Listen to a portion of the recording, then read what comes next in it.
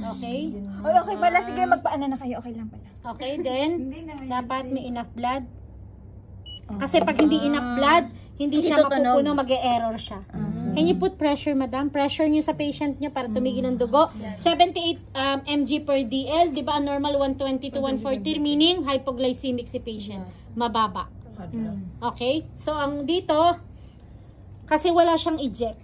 Wala siyang pangtanggal nito. Huwag nyo munang hahawakan to kasi mako-covered kayo ng blood. Tapos hahawakan nyo to. Kawawa naman ang next na nurse or nursing assistant na gagamit. Open nyo muna to. Careful.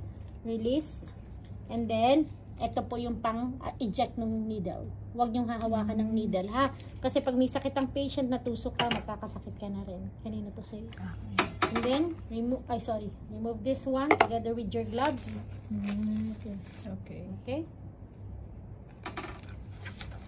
Clear? Okay.